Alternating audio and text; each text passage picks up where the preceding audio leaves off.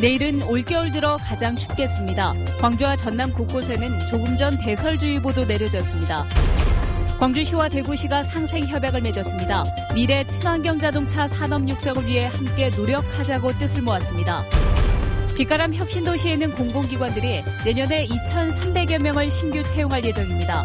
어떤 기관에서 몇 명씩이나 뽑는지 살펴봤습니다. 인터넷 만화 웹툰을 지역의 새로운 산업으로 육성해야 한다는 목소리가 나오고 있습니다. 관련 학과의 경쟁률은 치솟고 있습니다.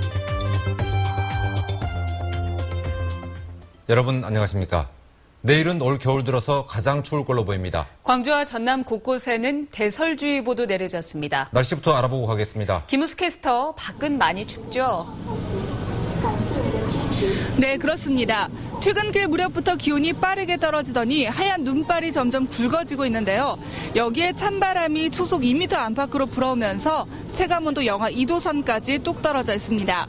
이곳을 지나는 시민들도 몸을 잔뜩 웅크린 채 발걸음을 빠르게 재촉하고 있습니다.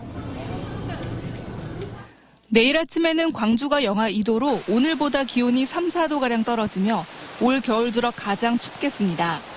그 밖에 나주와 담양, 화순이 영하 3도까지 떨어지는 등 대부분 지역에서 영하권에 머물겠습니다. 추위 속에 광주와 나주, 담양과 곡성, 장성, 한평, 영광의 대설주의보가 확대 내려진 가운데 이곳에 많은 눈이 내려 쌓일 것으로 보입니다. 눈은 내일 아침까지 광주 전남에 1에서 5cm, 서해안에 최고 8cm의 제법 많은 눈이 예상됩니다. 그동안 겨울 같지 않게 유난히 포근한 날씨가 이어졌기 때문에 체감 추위는 더 심할 것으로 보입니다.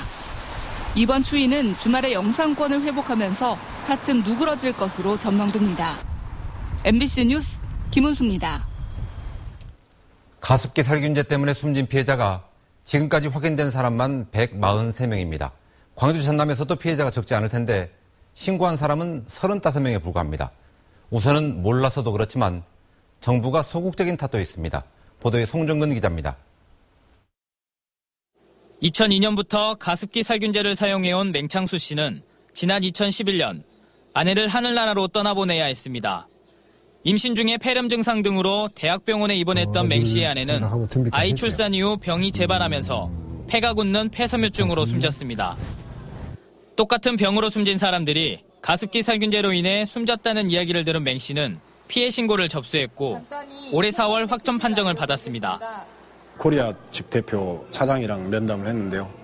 자기네들은 사과를 한국에서 승인을 해줬기 때문에 사과할 명분이 없다 이거죠. 시민단체가 파악한 잠재적 가습기 살균제 피해자는 전국에 900만 명에 이르고 이 가운데 53만 명이 광주 전남북 시민들로 추정됩니다. 그러나 피해자로 접수된 사람은 전국에 530명, 광주 전남북 피해자는 겨우 35명입니다. 대부분이 자신들의 피해 사실을 알지 못하는 데다 정부 역시 소극적으로 나서고 있기 때문입니다. 뭐 병원이나 그런 거 보건소나 이런 데에서 홍보를 하거나 아니면 이제 직접 판매를 했던 뭐 마트나 대형 마트 같은 데서 이야기를 하거나 이런 것들도 이제 이루어지지 않고 정부도 이제 뭐 홍보 같은 것도 이제 따로 뭐 하지 않고요. 이에 대해 관련 당국은 피해자를 찾기 위해 다양한 방법으로 홍보에 나서고 있다고 해명했습니다. TV나 라디오도 했고 물론 이제 전광판이나 이런 거는 서울 수도권에 집중돼서 하긴 했는데 전국 농협 지역탑이 있잖아요. 더욱이 내년부터는 가습기 피해를 입었더라도 피해 접수가 되지 않는 만큼 이번 달까지는 꼭 신고를 해야 합니다. MBC 뉴스 송정근입니다. 빛가람 혁신도시에는 공공기관들은 취업 준비생들이 선호하는 직장이지요. 내년에는 얼마나 뽑을까요? 먼저 한국전력이 1,340명을 선발할 계획입니다. 국내 최대 공기업답게 전국 300여 개 공공기관 중에서 채용 인원이 가장 많습니다. 에너지 공기업인 한전 KPS는 300명, 한전 KDN은 152명입니다. 그리고 전력거래소는 20명을 선발합니다. 이번에는 농업 관련 기관들입니다. 한국농어촌공사가 359명, 농수산식품유통공사는 66명을 신규 채용합니다. 문화 관련 기관들은 상대적으로 선발 인원이 적은데요. 콘텐츠진흥원이 45명, 문화예술위원회는 10명을 뽑을 예정입니다. 빛가람 혁신도시 공공기관 전체로 보면 채용 인원이 2,355명이고요. 이 가운데 486명은 고졸사원입니다.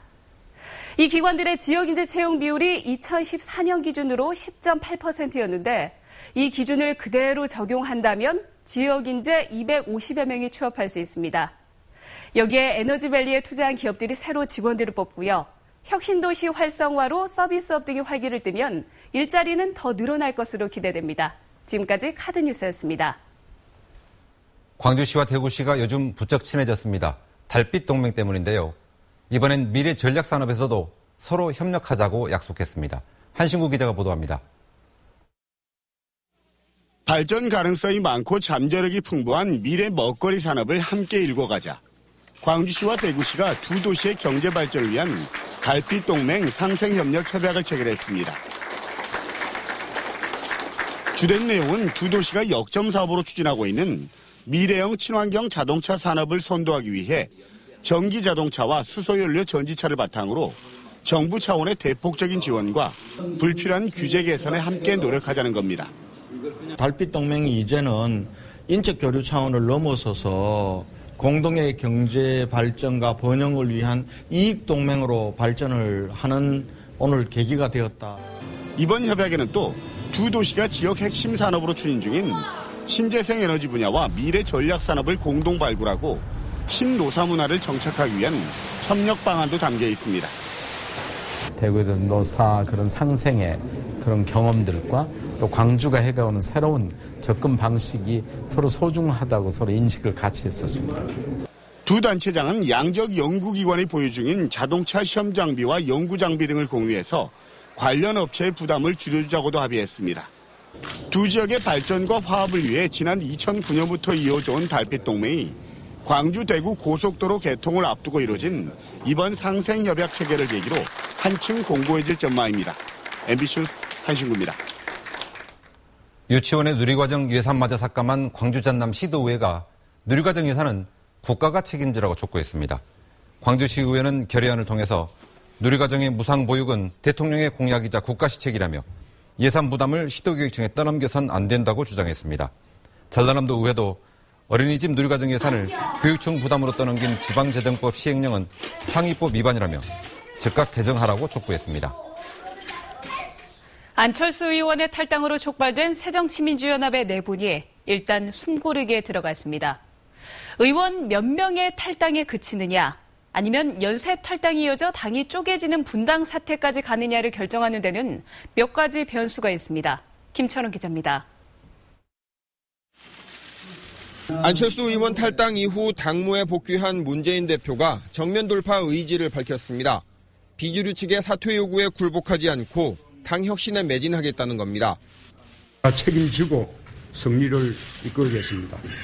저 문재인 사적생의 각오로 이 난국을 돌파하겠습니다. 연쇄 탈당할 것처럼 보였던 의원들도 일단은 잠잠해진 듯한 분위기입니다. 이미 탈당을 예고한 황주홍, 문병호, 유성엽 세 의원 외에 추가로 나서는 의원들이 아직까지 없습니다. 하지만 탈당 러시는 언제든 일어날 수 있습니다. 내일 탈당 후 처음 광주를 찾는 안철수 의원의 발언과 행보에 따라 탈당 행렬이 가속화될 수도 느려질 수도 있습니다. 질문을 한 서너 가지 정도의 핵심 질문만 짧은 시간에 그러면 아마 거의 답변하는 과정에서 어느 정도 조금은 윤곽이 보이지 않겠어요?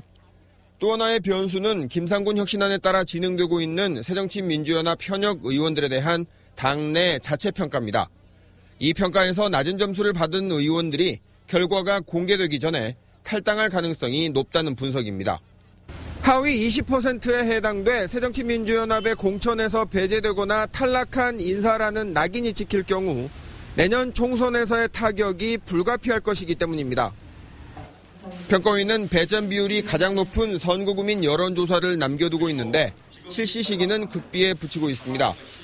이르면 연말, 늦어도 선출직 평가위원회 활동 시한인 내년 1월 13일 직전이 탈당 사태의 고비가 될 전망입니다. MBC 뉴스 김철원입니다. 총선 출마 예정자들이 선거구 획정 지연에 반발해 대법원에 총선 실시를 금지하는 가처분 신청을 냈습니다. 서동용 변호사와 서삼석 전 무안군수, 김영집 지역미래연구원장은 기자회견을 갖고 예비 후보 등록이 시작된 지금까지도 선거구가 획정되지 않아 선거권과 피선거권 모두 심각하게 침해받고 있다며 가처분 신청 이유를 밝혔습니다. 가처분 결정을 구하는 신드롬을 일으키며 드라마로도 만들어진 미생이나 요즘 화제인 송곳은 인터넷 만화, 즉 웹툰이 원작입니다. 웹툰 시장이 커지면서 대학에서도 관련 학과의 경쟁률이 치솟고 있습니다. 문형철 기자입니다.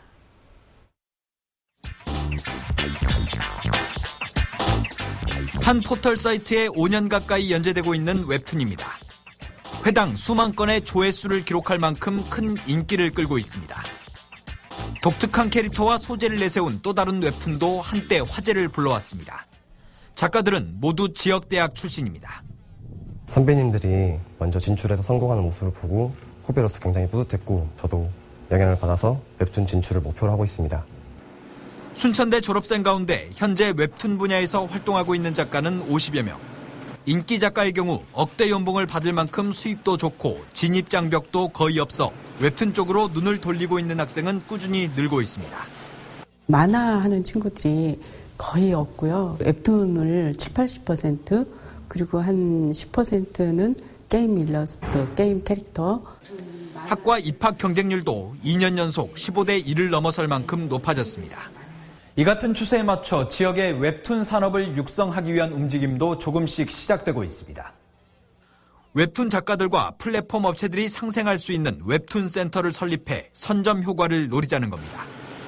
지역 웹툰 인력들을 교육시키고 웹툰 플랫폼을 갖고 있는 중대형 기업들하고 연결고리를 만들어줘야 그 자생력을 갖출 수 있다고 보고 있습니다. 올해 국내 웹툰 시장 규모는 3천억 원 정도.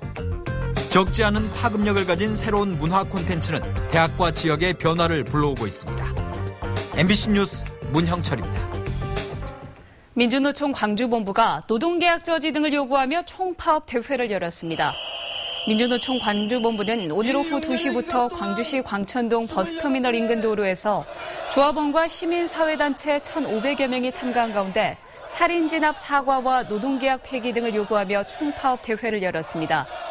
집회를 마친 단체들은 새누리당 광주시당까지 행진을 한 뒤 당사 앞에서 노동 5대 법안 철회 등을 촉구했습니다. 학교 급식 등을 담당하는 조리사들이 파업을 벌여 일부 학교에서 급식 차질이 빚어졌습니다. 광주시 교육청은 오늘 하루 급식 중단 사태가 발생하자 학생들에게 도시락을 지참하도록 하고 빵 등 대체 식품을 지급했습니다. 파업 여파로 급식에 차질을 빚은 학교는 유치원 2곳과 초등학교 44곳, 중학교 18곳, 고등학교 4곳 등 68곳으로 전체 급식 대상 학교 324곳 가운데 20.9%로 조사됐습니다. 광주 상공회의소는 오늘 제3회 광주 상공대상 시상식을 열고 모범 상공인들과 근로자들을 표창했습니다. 오늘 시상식에서 경영 우수 부문의 모아 종합건설과 고용 우수 부문의 성일 이노텍 등 6개 기업 대표들이 상공대상을 받았고 현대 하이텍 박수키 차장과 뉴바이오 정춘화 사원 등 13명이 모범 근로자 표창을 받았습니다. 다음은 희망 2016 나눔 캠페인에 성금을 보내주신 분들입니다. 광주시 남구 봉선동 라인 2차, 3차 아파트 주민들께서 100만 7천 원을 보내주셨고 은석치과에서 100만 원을 기탁하셨습니다. 성금을 보내주셔서 감사합니다. 광주의 핵심 사업인 자동차 100만 대 생산기지 조성 사업의 성공적인 추진을 위해서 당을 초월해 여야와 민관이 함께 힘을 모아야 한다는 의견이 제시됐습니다.